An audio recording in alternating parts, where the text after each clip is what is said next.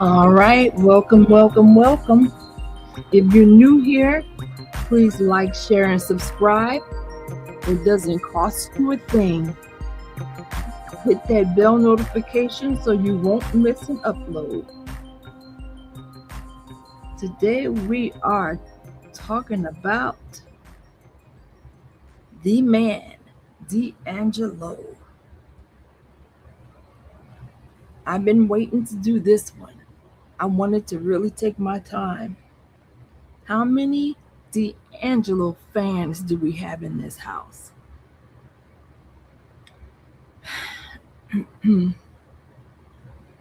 I remember the first song by him that I heard was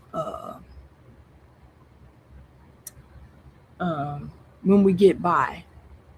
When we get by. That one. And I'm like, wow.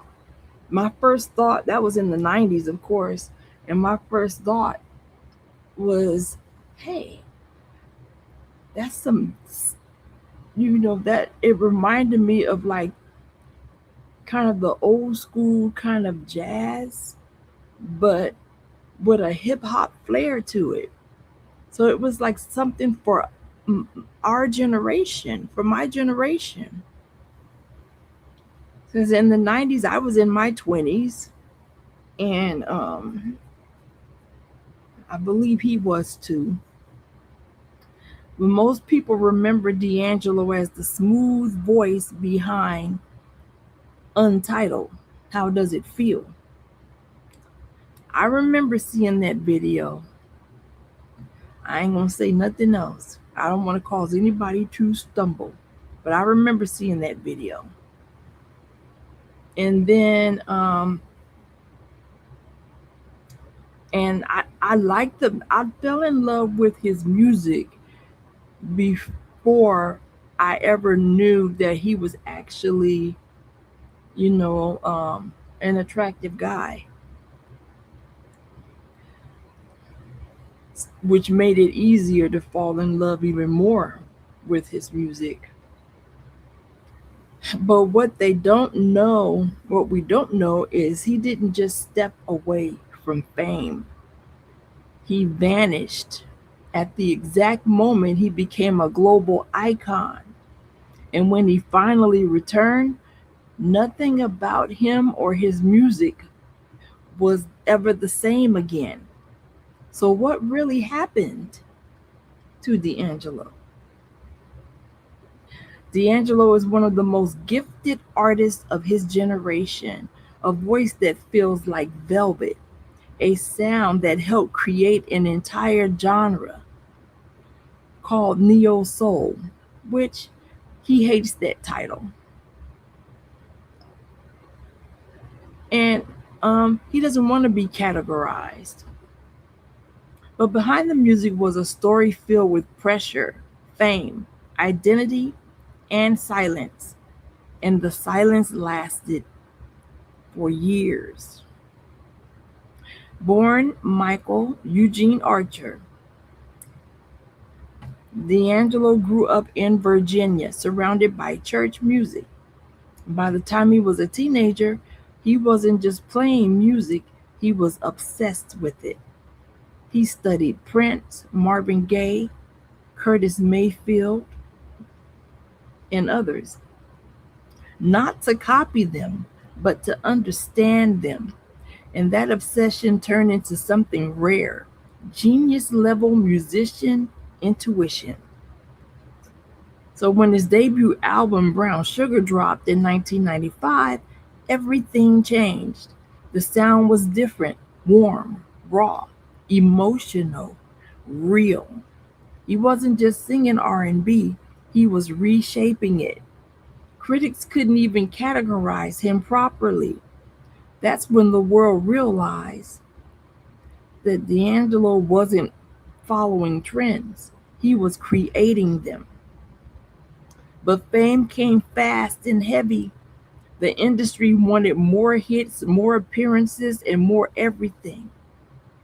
And he wanted none of it.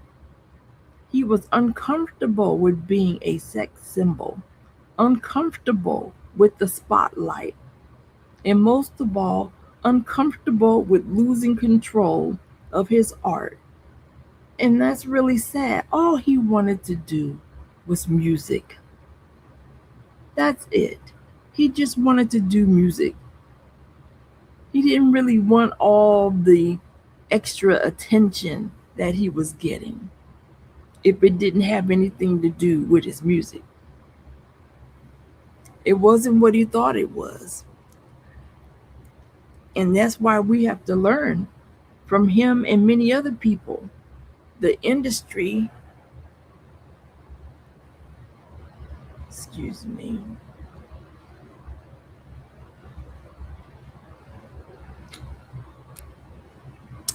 what is this popping up? The industry is not as glamorous as you think it is. You do better just doing music as a hobby than to be trying to get into this crooked industry. So after Voodoo, one of the most critically acclaimed albums in music history, he disappeared. No interviews, no albums, no public life. And while the world kept asking, where is D'Angelo? He was battling something much deeper: pressure, identity struggles, and a complete rejection of fame. Years passed, and suddenly he returned. And it wasn't the same man the world remembered. He had changed physically, emotionally, spiritually. But when he performed again, people realized something shocking. He didn't lose his talent, he refined it. Today, D'Angelo is seen as one of the most influential artists of modern R&B, not because he stayed in the spotlight, but because he knew when to step out of it. He proved something most artists never learn. Sometimes silence is part of the music. So the real question isn't where did D'Angelo go? It's what does it cost a genius to stay true to himself in a world that wants more, faster, louder? And would you have survived that kind of fame?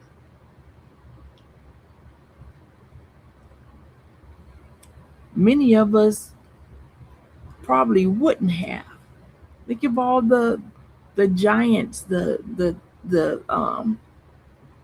very talented people: Prince, Michael, Justin Bieber, like Britney Spears, all these people, um, and the people of both, um, Whitney Houston, James Brown, Jimi Hendrix, Tupac, Easy, like all these giants in the music industry, and they didn't survive. So he didn't just fall off, he disappeared at the peak of his fame. And when he came back, you know, he tried to come back ready and stronger. But I guess he didn't realize that he realized that the industry had not changed. It's still the same old thing. The demands, you know, the hooping and hollering, not for his music, but for his silhouette. And that pressure of fame started getting heavier than the music.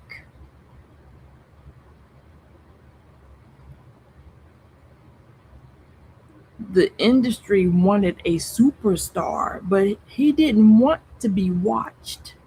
He wanted to be free. So he vanished. And that's why Prince was so private. I don't know how he did it, but somehow people didn't really mess with Prince like that. And somehow D'Angelo managed to vanish.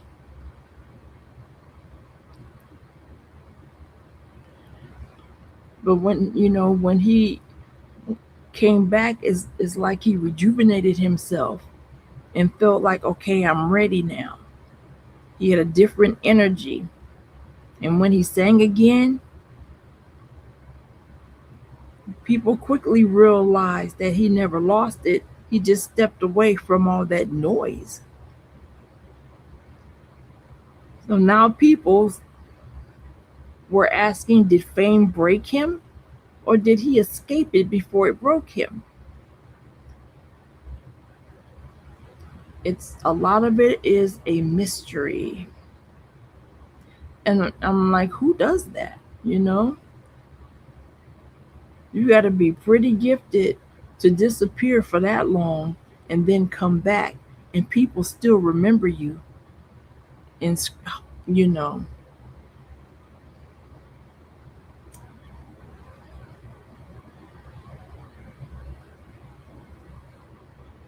all right. So let me get it. So he didn't just learn music, he studied feelings.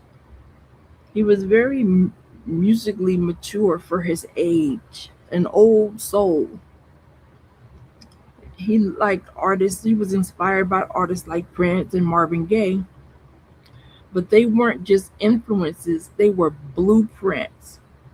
Even early on, there was something different about him. He didn't chase attention, he chased sound. And when Brown Sugar dropped in 1995, the industry, it changed instantly. It wasn't polished R&B, it was warm, human, and spiritual. And critics struggled to label it. And he didn't want them to label it, right?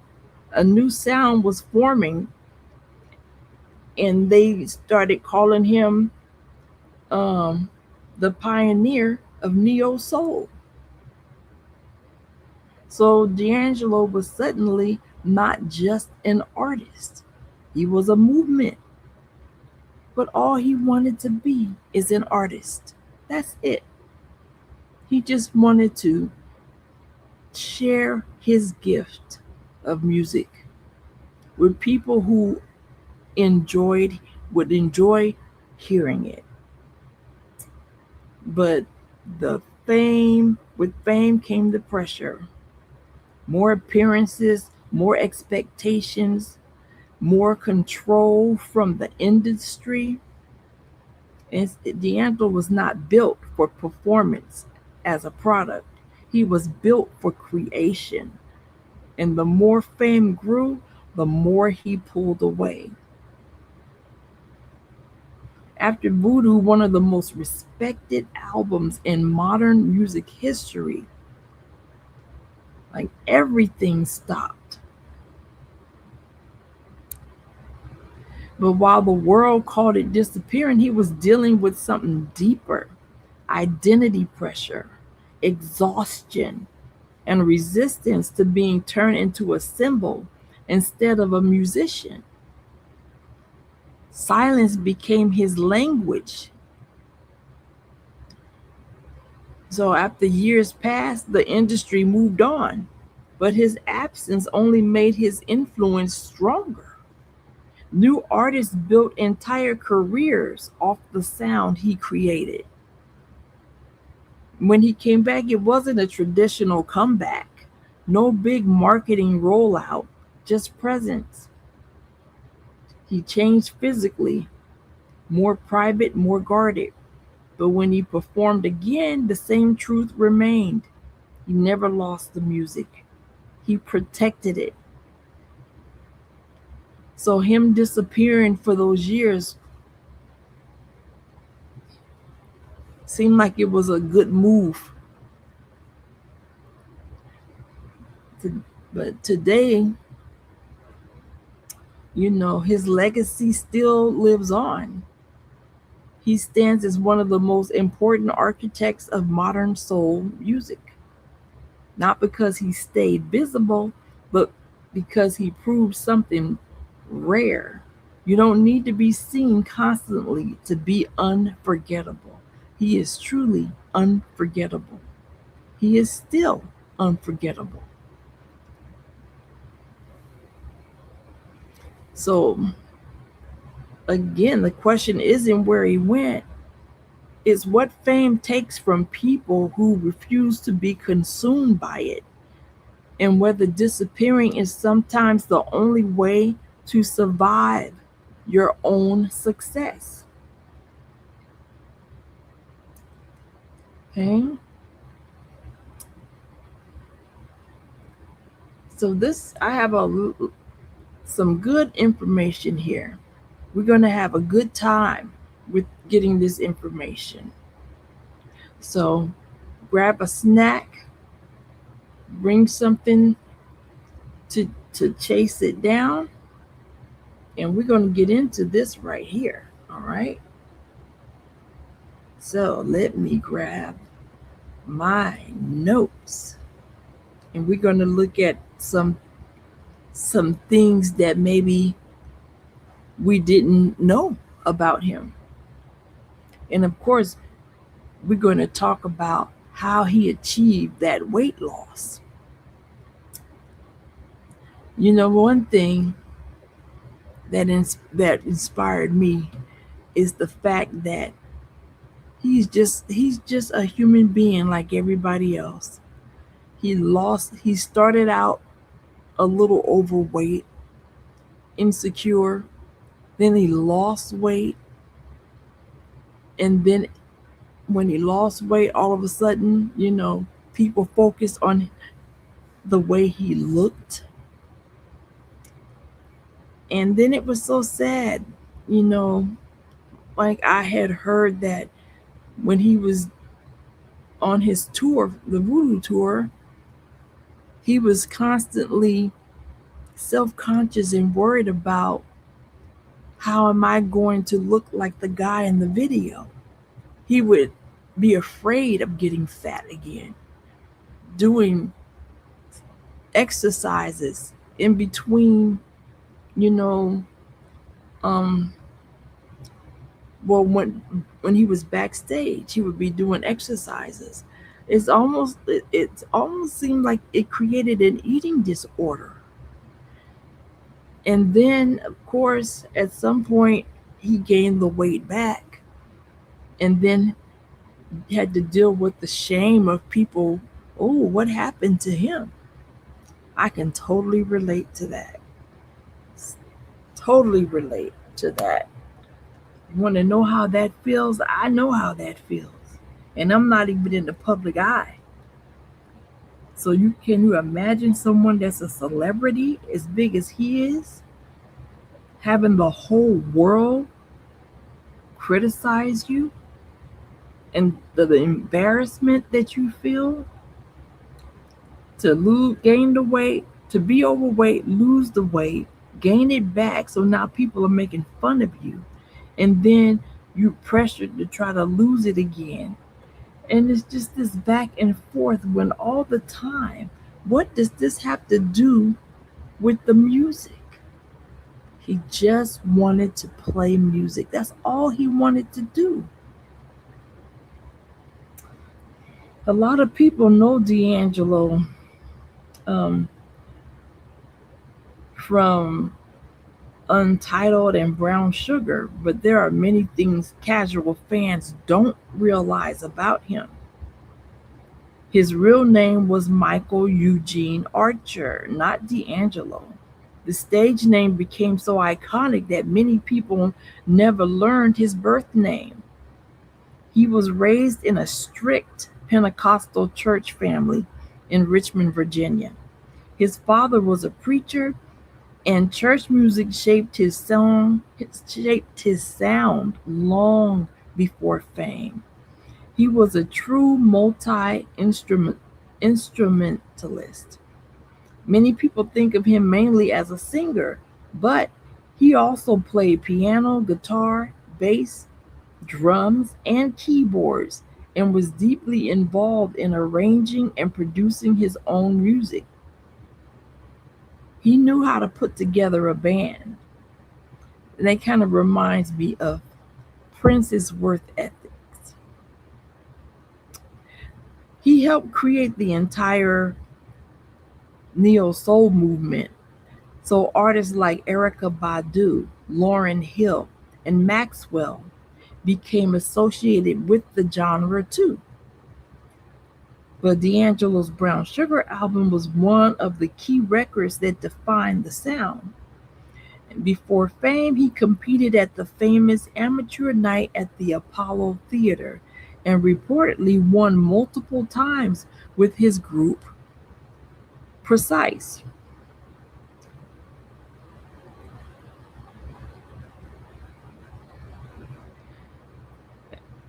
And he almost disappeared from the music for years because of the pressure that came after the Untitled video. While the video made him a sex symbol, he later admitted he felt trapped by that image and struggled mentally and emotionally afterward. He battled depression and substance abuse privately during the 2000s. Many fans only saw the public silence, not the personal struggles behind it. He was he was very respected by musicians for his perfectionism. Some artists said he would spend years refining sounds, instruments, and arrangements before releasing music. He co-wrote and produced You Will Know for the supergroup Black Men United before becoming a superstar himself.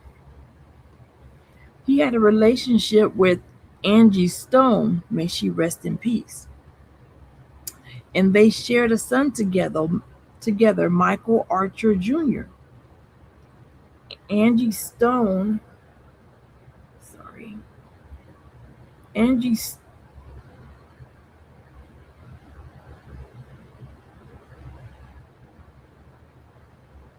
Angie Stone was also considered a major inspiration behind his brown sugar era.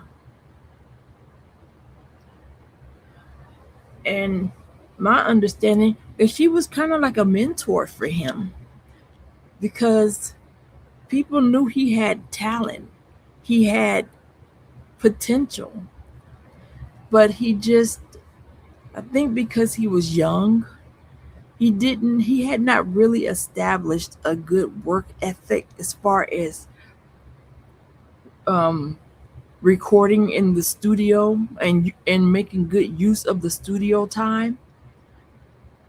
And so she was already an established artist, and she was asked, I think they were under the same label, and they asked her to help him to kind of mentor him and make sure he's not wasting time in the studio, that he's actually getting some work done. When she met him, he was this overweight kid, um, several years younger than her. I'm not sure how many years, but she said when she met him, he was this overweight kid with low self esteem and nerdy, wearing glasses. She saw the beauty in him. And I think that love that came from her and those words that touched his heart and helped him in so many ways emotionally. He fell in love with her from the heart. And even though he released only 3 studio albums in nearly 20 years, his influence on R&B, soul, funk, and hip hop is massive. Artists from Beyonce to Kendrick Lamar have been influenced by his style and musicianship.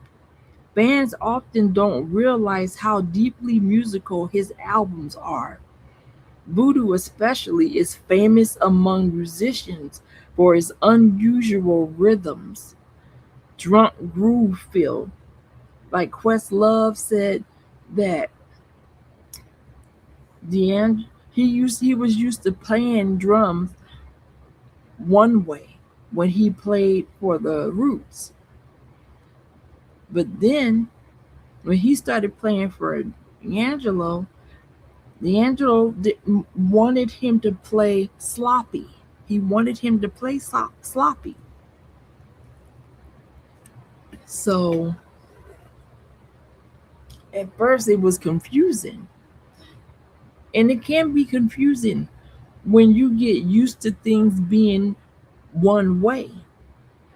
We can't be, but it's always impressive for someone to be willing to take risks, okay? And be willing to experiment and to change. So his unusual rhythms and harmonies and layering of the voices, that drunk groove feel and live instrumentation. He stays intentionally mysterious. Unlike many celebrities, he rarely did interviews, rarely posted publicly, and preferred privacy over fame.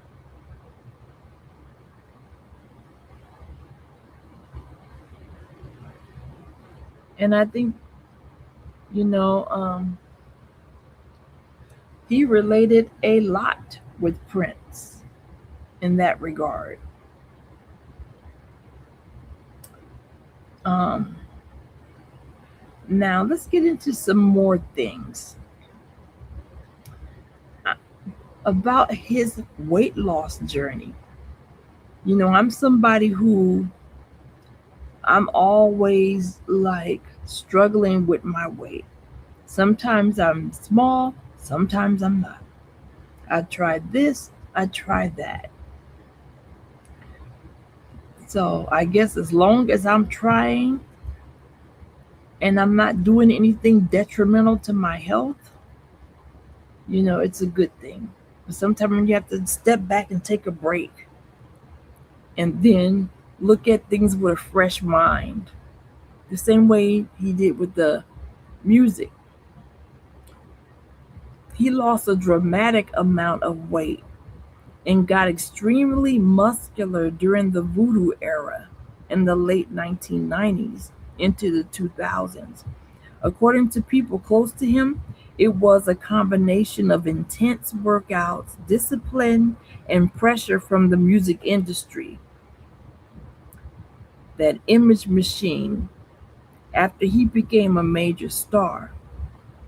The Untitled How Does It Feel video especially pushed him into a sex symbol status. And during that period, he reported He trained heavily, focused on diet, and sculpted his body for the camera and stage performances. Questlove and others later said the attention became overwhelming because audiences started focusing more on his body than the music itself.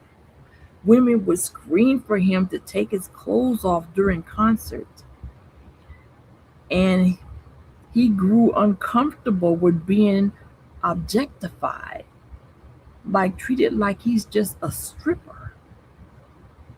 There's also a story that after the exhausting Voodoo tour, he told Questlove he wanted to disappear, grow a beard, and get fat because he was tired of maintaining that image. That wasn't, he felt like the the new D'Angelo wasn't him. It's almost like it took on a whole different personality in the way the it's like D'Angelo became a whole different person separate from Michael Archer. That tends to happen when you get in the industry, and it can be very, very satanic. You notice that a lot of artists, they have an alter ego and they give it a name, and they channel all type of um demonic spirits.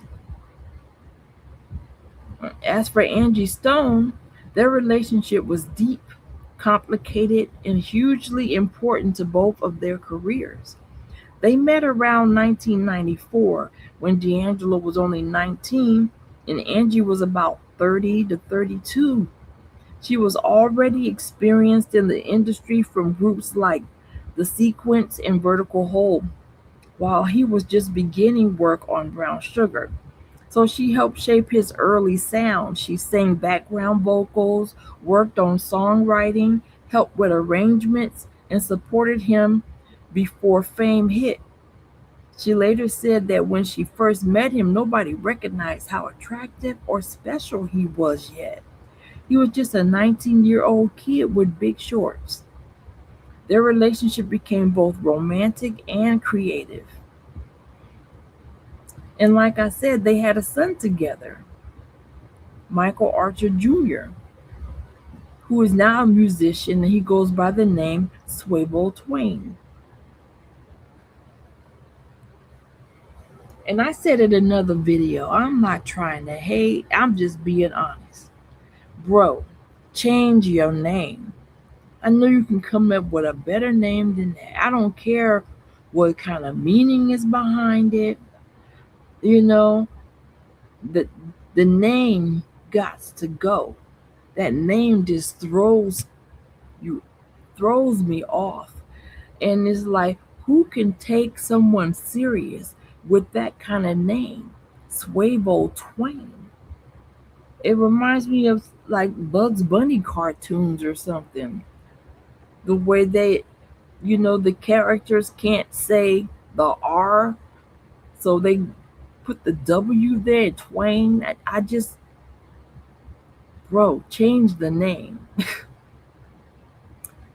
But fame changed things though. After Brown Sugar and especially during the Voodoo explosion, fame and sex symbol image intensified.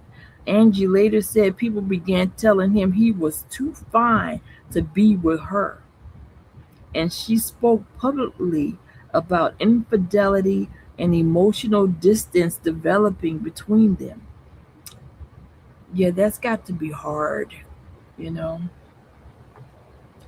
And I can relate to that also. I can relate to that also.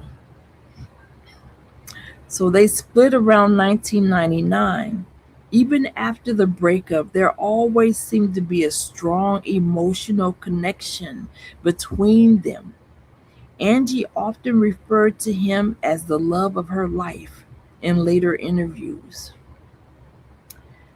And a lot of fans of neo soul see their relationship as one of the defining creative partnerships of that era because their music and personal lives were so intertwined.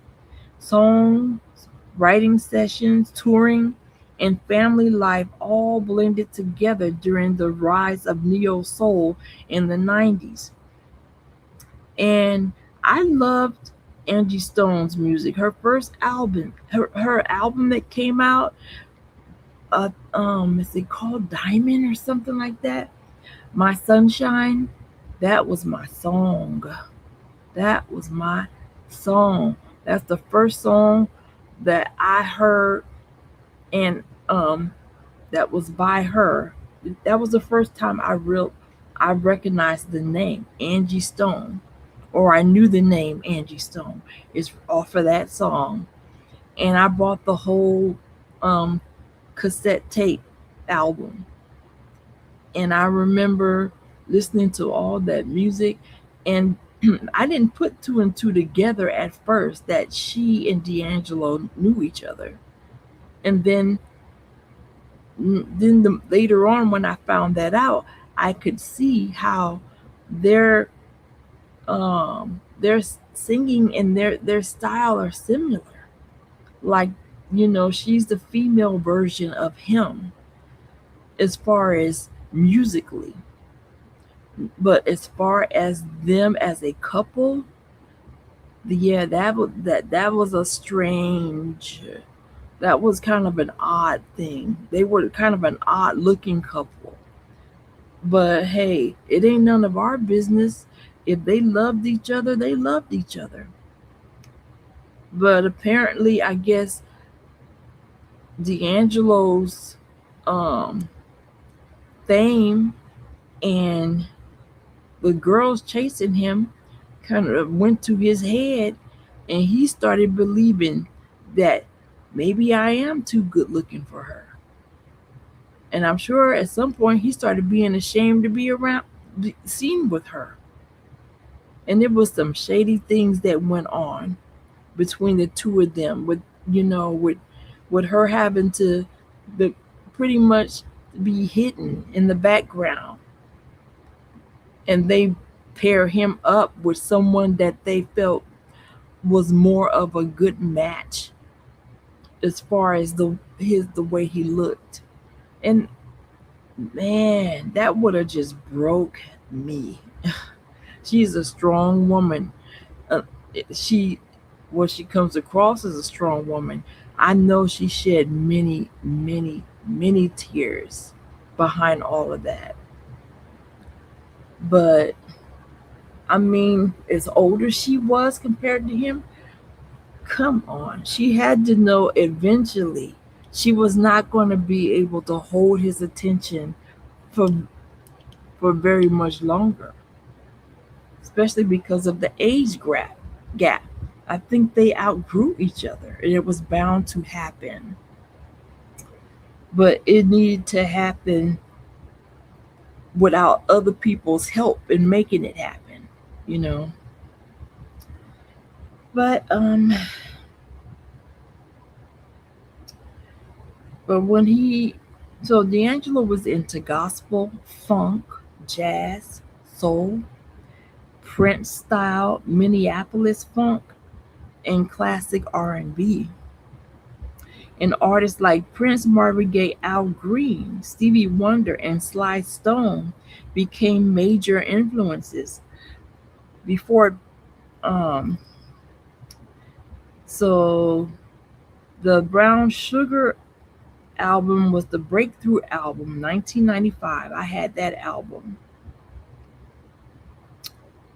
and the main songs on that album that were well known and well loved was Brown Sugar. I want some of your brown sugar. And excuse my voice, y'all. I'm not even supposed to sing. I'm on voice rest. Lady, you're my lady. And then Cruising. Baby, let's cruise. His version of it. Okay. But he became known for layered vocals, loose groove timing, deep musicality, and emotional vulnerability. Uh, Him and Angie Stone. So let's talk more about their relationship. Because she played a major role in his early life and career. Okay. So, like I said, they met in the 1990s and became romantic partners while building music together. And Angie helped with his songwritings, with harmonies, arrangements, and emotional support during the making of Brown Sugar. And you can find some of those live performances where she was a background singer. Um, I love those live performances. They were really, really good.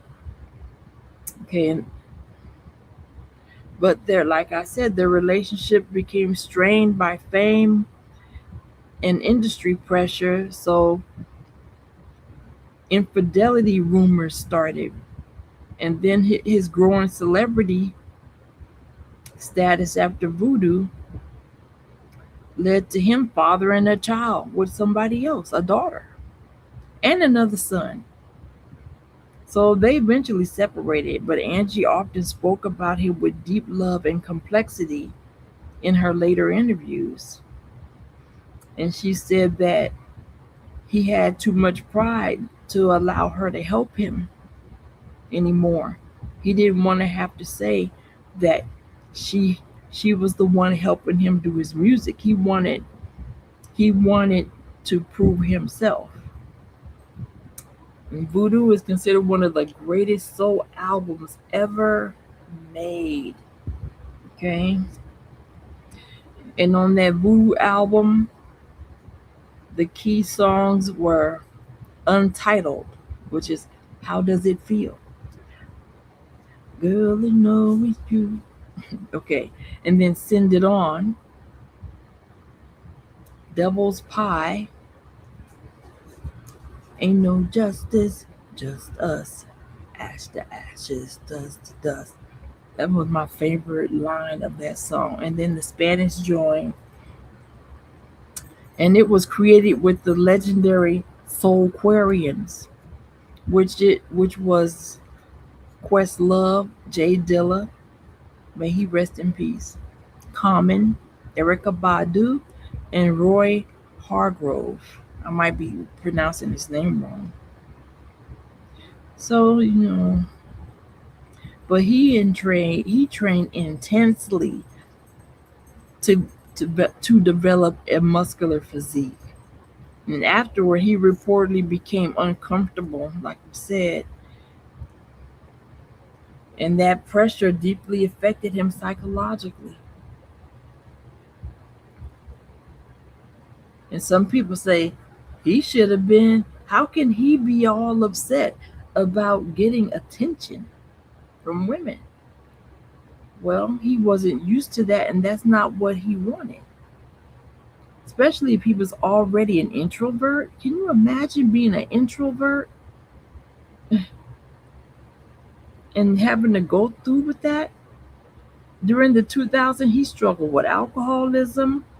He had legal troubles, depression, grief, because he had people in his life that had passed away. He had someone that he was close to commit suicide. Then the industry was pressuring him, and he was just burnt out. Then he was in a bad car accident that almost killed him. And he had long periods of isolation. Friends and collaborators later described him as overwhelmed by fame and perfectionism, or probably just feeling judged. Fans waited more than a decade for another album. Then he returned with Black Messiah in 2014. It marked one of the music's most celebrated comebacks. And there is a video of him, one of his comebacks was at, I think it was the BET Awards or something like that. And he performed. And it was just like, it was so cool how he came through he came through a door, and it was kind of dark, so you just saw his silhouette, and he was walking slowly, and the crowd was going crazy, and he approached the microphone, and then he paused for a moment, and then he broke out and started singing Untitled.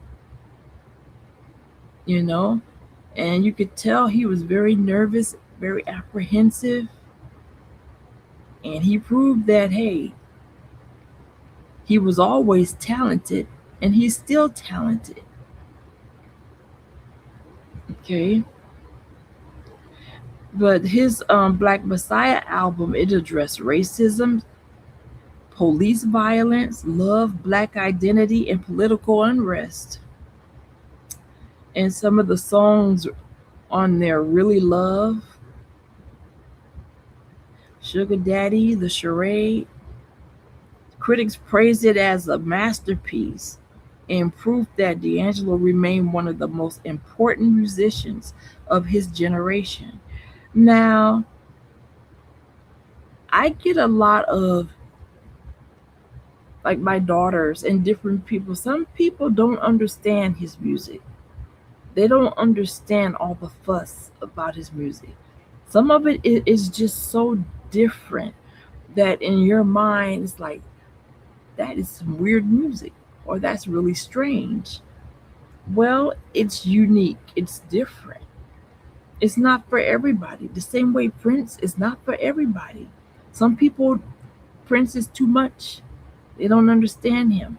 And some people who have who are artists, they get him. And even me, who I love all kind of music, and I was an inspiring artist, trying to be, of course, in the 90s. But I found some of his music, especially the that last one, the Black Messiah. I liked Really Love, and the Charade, but it sounded like it was from another time period. Like he was way ahead of his time. And it didn't sound like anything else on the radio. That's my dog down. Ben, get back. Get back over there. Move. I felt my dog underneath my leg and I felt his little warm body. You know better. All right. So his style, his musical style is like, he's famous for behind the beat groove, layered harmonies, analog recording style, live instrumentation, jazz inspired chords, funk bass lines, gospel emotion, and improvisation. And if you look at some of his early performances, if you compare him to Prince, you'll see that he's very much inspired by him. Okay. And Jimi Hendrix. Sometimes he gives me a Jimi Hendrix vibe when his hair was grown out. Many modern artists were influenced by him, including Anderson .Paak, Her, Frank Ocean, Daniel Caesar, The Weeknd, and I'm sure there's more. Why does he matter? Well, many critics and musicians view D'Angelo as one of the greatest R&B vocalists ever, a musical perfectionist, a key architect of neo soul. There's that word again. And an artist who revived live soul music during an era dominated by programmed production. His albums are relatively few, but each became culturally significant. A lot of artists respect him because he chose artistry and authenticity over fame, even when disappearing from the spotlight cost him commercial momentum. And you can see that with her. She wears those shades because she does not want it to be about her appearance. She wants people to fall in love with the music. And I can't do nothing but respect her for that. So you ever been curious about whether or not what did he ever got a chance to meet Prince and some of the other artists like Tupac and Michael Jackson? So let's talk about some of his connections to these artists because it's fascinating because he was admired by many of them, but his relationships varied greatly. D'Angelo and Prince was probably D'Angelo's biggest artistic influence. D'Angelo openly studied Prince's songwriting, musicianship, and production style. Prince publicly acknowledged D'Angelo's talent and mentioned him favorable on several occasions. He even let D'Angelo redo to sample one of his songs. She's always in my hair, and that was not really a popular song. But when I had the raspberry, it was on the backside of Raspberry Beret. I played both of those. I like both sides. They reportedly met and jammed together at Paisley Park. And although fans hoped for a collaboration, no official Prince D'Angelo recording was ever released. Their relationship appears to have been based on mutual respect, though there were occasional tensions because both were perfectionists and strong artistic personalities. Um,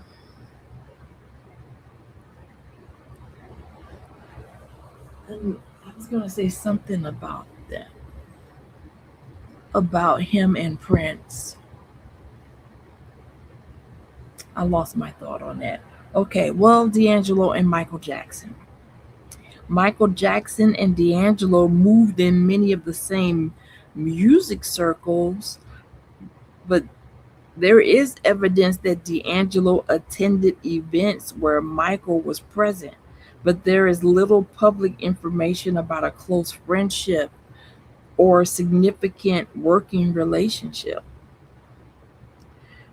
But uh, but I did hear, going back to Prince because I remember now. I did hear that Prince then that Prince would sometimes be on the same stage with D'Angelo, but he would be in a disguise, so you couldn't tell that it was him. So I don't know. But after his, when he found out about D'Angelo, just his depression and his downward spiral when he just disappeared for a while, Prince had went to see him and asked him if he wanted to go on tour with him, but D'Angelo declined. Prince can be a little messy, you know, and that's so sad because here this young man looked up to you, and he got an opportunity to jam with you, and all you wanted, and then what did you do? You kind of make fun of him, laughed at him, you know. Get down. I'm gonna kick you out. Get down. No. Go. Go, Ben. Go. Now. Go. You think I'm playing, don't you? You not listening because you think I'm not gonna get up. But guess what? I'm not. Not till I'm done with this video. You get any closer to my bed, though, I'm gonna get up and kick you out of here. Ben is our Chihuahua, and he sheds like crazy. He is not permitted on my bed. Um, what is clear is that D'Angelo admired Michael's artistry, Michael's vocal layering and rhythm, influenced many R&B singers, including D'Angelo, but there was no official collaboration between them. Unlike Prince, Michael was not known to have a documented personal mentorship type relationship with D'Angelo. Okay, and Beyonce. Beyonce has repeatedly cited classic soul and R&B influences that include artists from D'Angelo's generation. They definitely knew of each other and attended many of the same industry events.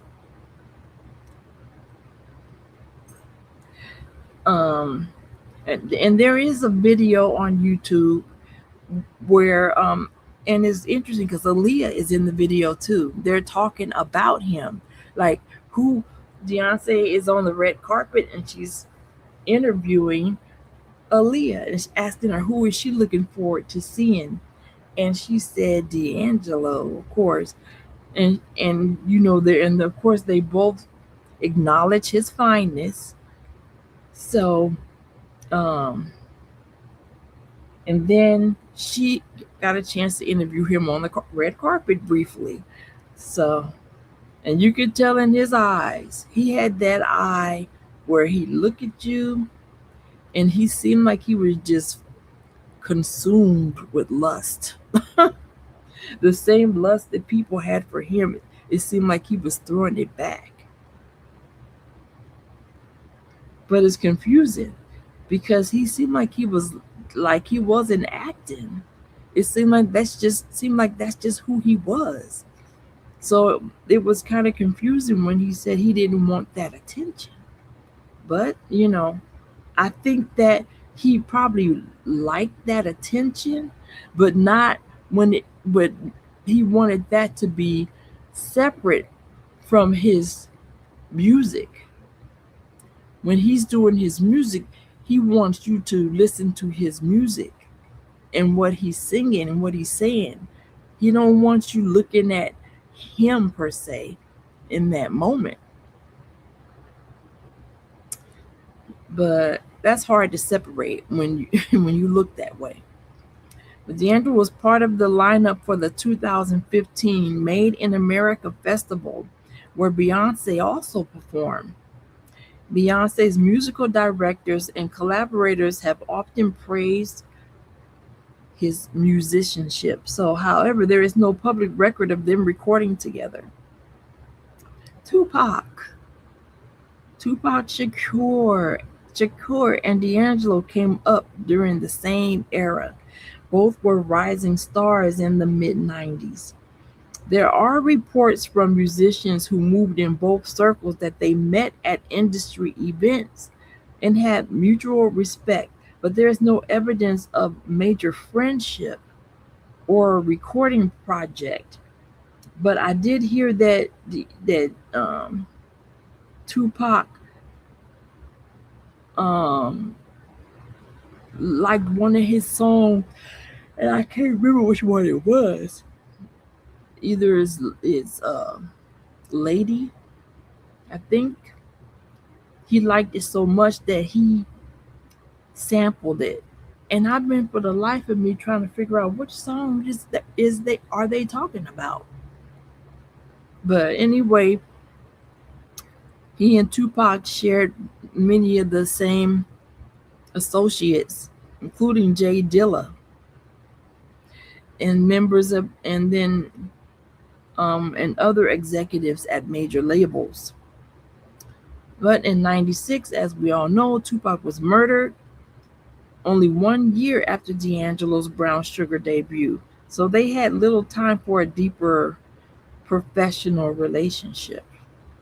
I'm sure that if Tupac had lived longer, he would have eventually collabed with D'Angelo and probably Prince. So did D'Angelo meet Vanity, Denise Matthews? That was because he was crazy about Prince. So I'm curious as to whether he actually met Vanity. I don't know why I'm curious about that, but if you watch some of my other videos, In my opinion, she's the most beautiful woman that I've ever seen in my life. And if I was to have any type of plastic surgery on my face, which I will not, but if I did, if something happened to my face and I had to have it, I would want my face to be like hers. I'm just saying. But Vanity was one of Prince's most famous proteges and former girlfriend. And she and Prince had a highly publicized relationship in the early 80s. Unfortunately, um, there's nothing confirming that D'Angelo and Vanity ever met, or whether or not they became connected to Prince's musical world. It's certainly possible they crossed paths, but there is no well documented photos or videos or anything showing them together. But one interesting connection is that both D'Angelo and Vanity eventually struggled with the pressures of fame and underwent significant spiritual journeys later in life, though in very different ways. And that's true because she was not the best singer, but it's because of her looks.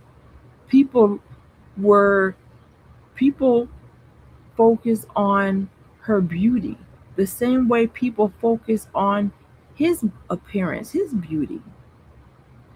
And she eventually, the story, she started using drugs and she almost died and ended up in renal failure and lost both of her kidneys. May she rest in peace. Um, but Prince reportedly saw enormous talent in D'Angelo, and according to people around both camps, viewed him as one of the few younger artists carrying forward the tradition of musicians who could truly sing, write, arrange, produce, and play instruments at a high level. Many Prince fans consider D'Angelo one of the closest artistic heirs to Prince's blend of soul, funk, spirituality, and sensuality.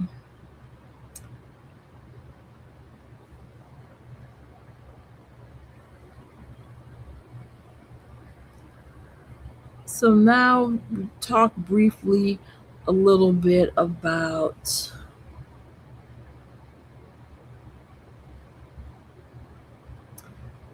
his passing. So as we all know, um, on October 14th, 2025, at the age of 51, in New York City, after a private battle with pancreatic cancer. He had been seriously ill for some time, including hospital stays and hospice care before his death. And see, I didn't know he was sick until he had died already. And the crazy thing is that Angie Stone was killed in a fatal car wreck before he died, like about 3 months before he passed away. So even though they weren't still in a relationship, I'm sure that hurt him deeply. And he's in the middle of fighting for his life too. And then he has to mourn her death. And then he probably was concerned for his children, his son that they have together. He ended up losing parents, both parents within months of each other. He didn't even get a chance to grieve one parent before he lost the other. And then And then his health decline was so secret that people were speculating, and myself included, why he didn't come to the funeral.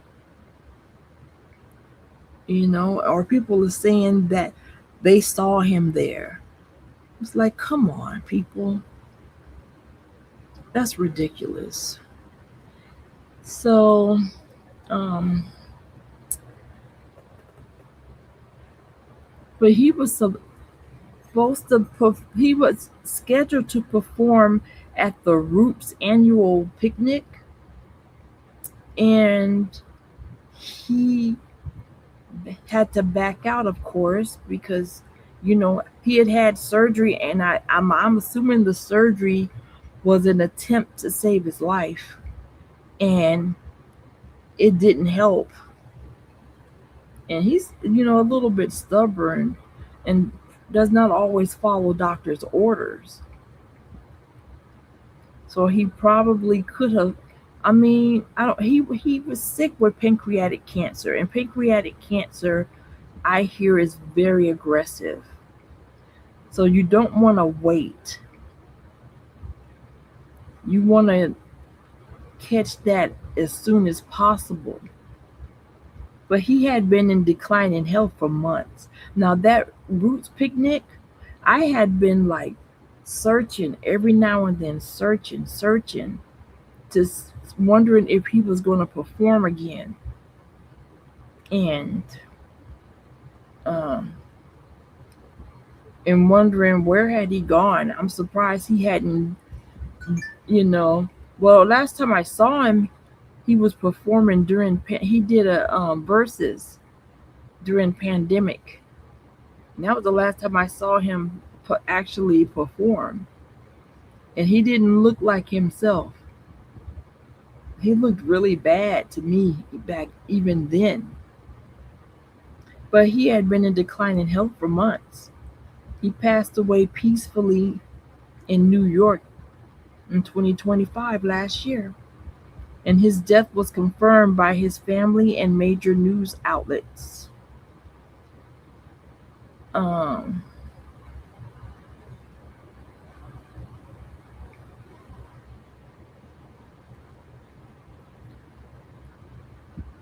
let's see what his last days were like in more detail.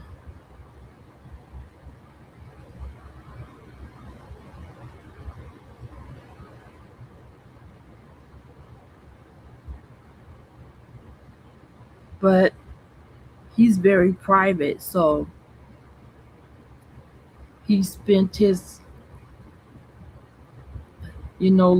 spent long stretches away from the public life.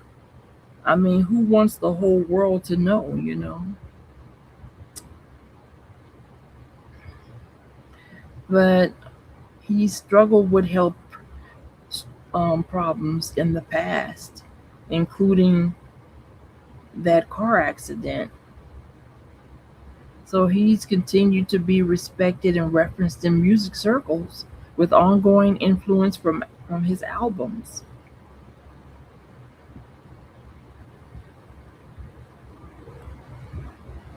So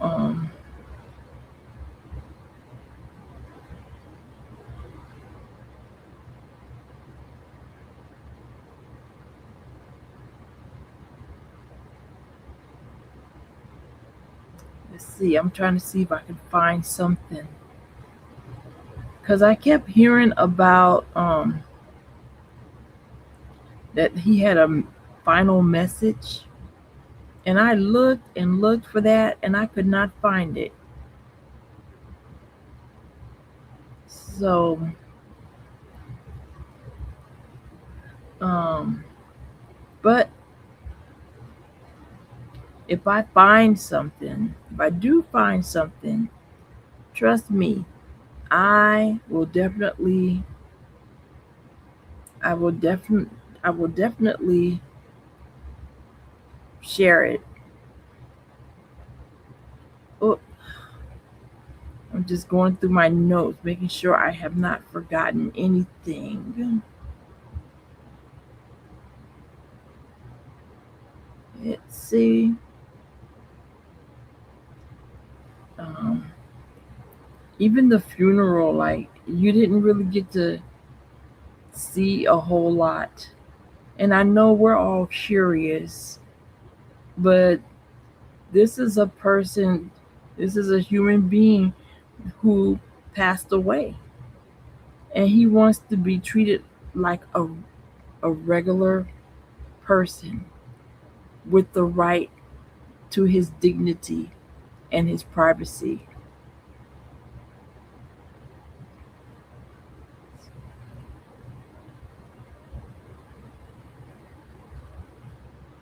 So the question isn't where he went, like I said, is what fame takes from people who refuse to be consumed by it, and whether disappearing is sometimes the only way to survive your own success.